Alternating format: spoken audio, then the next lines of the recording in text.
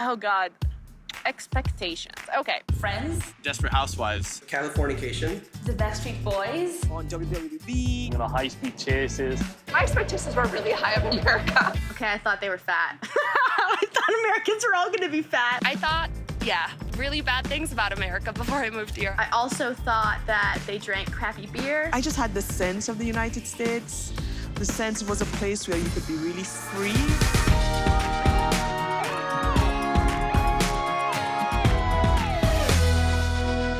My perception about the US before I moved here, I guess, was inspired by movies.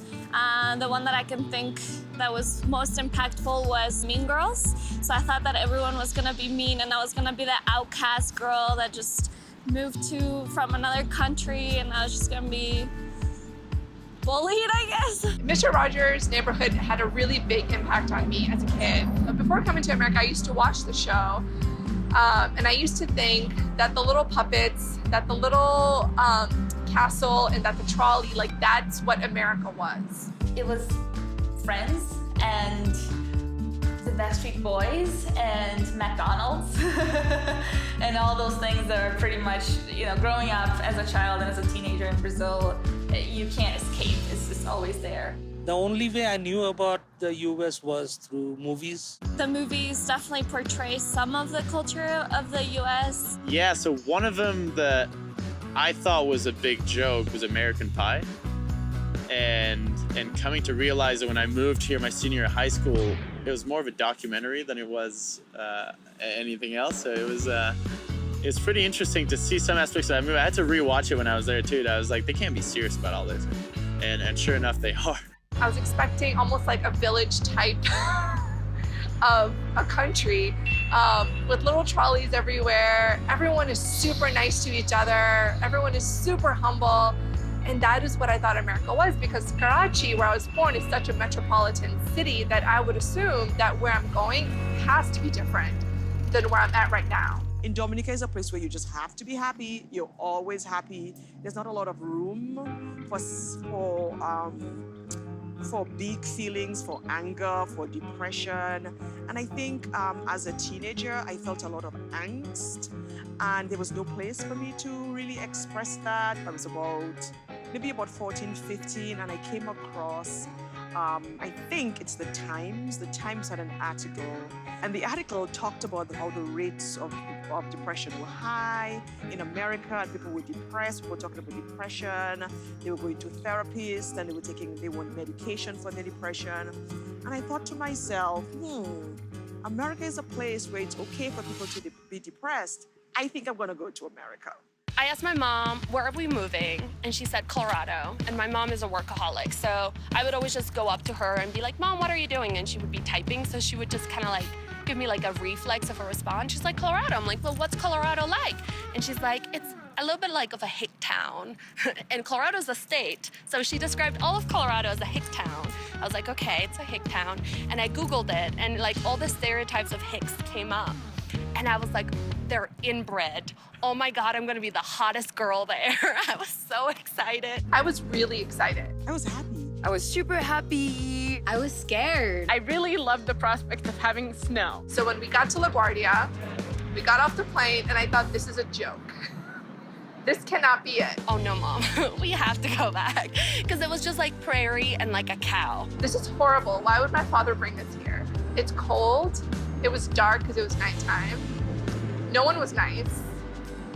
And it was dirty. And I'm like used to cows and chickens and people and colors. And I was like, I'm not gonna survive here. Like, where are the people? Where are the colors? We land in the airport and it literally starts snowing the moment the airplane lands. And it was the most exciting moment of my life because I'm like, yes, the snow. I was kind of like sinking in that this would be my daily life from now on, where I can just like walk out and it would start snowing and I can have like a snowball fight like they do in the movies. I never saw cars moving so fast in my life. I was really surprised by how big America was. I was like just surprised by how white people were. My first reaction when I came to the US was, wow, I moved from one of the biggest cities in the world to Collinsville, Illinois, which is a very, very small town. So it interesting. One of my favorite shows was Californication.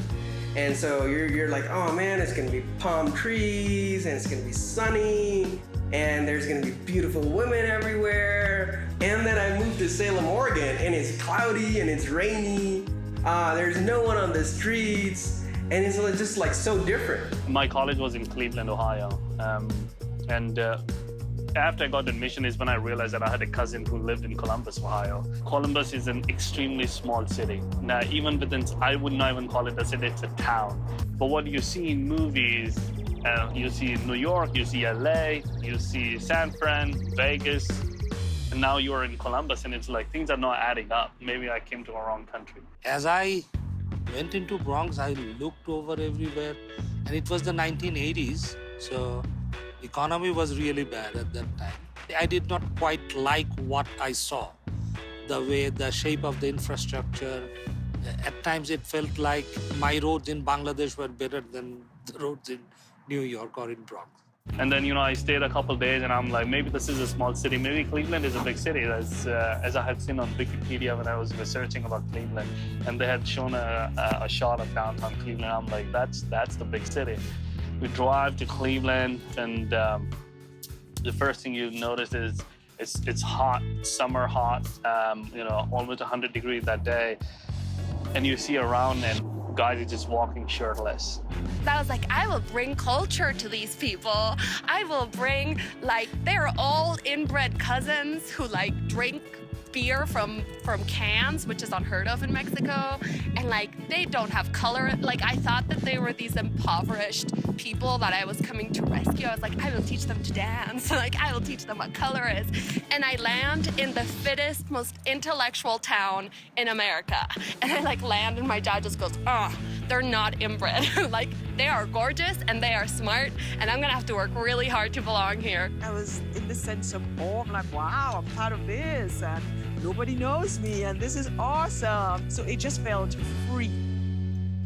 I felt free.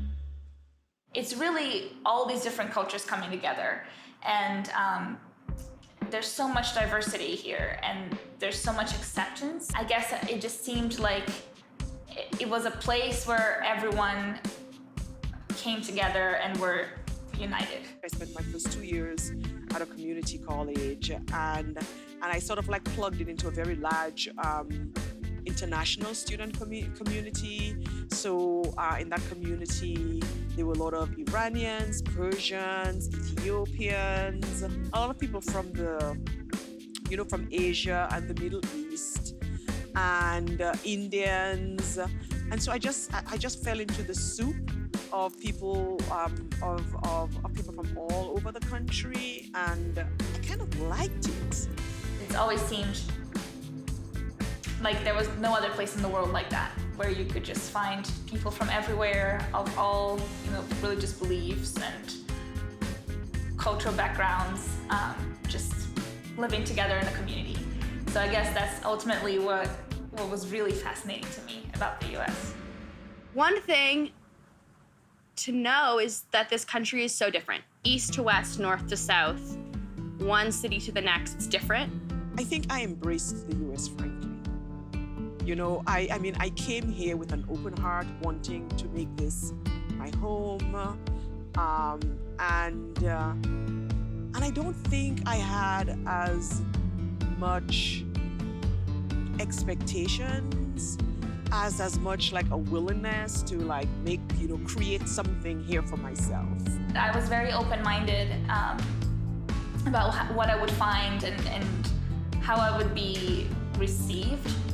And I ended up finding so much support and just generosity and kindness in people here that that definitely surpassed my expectations.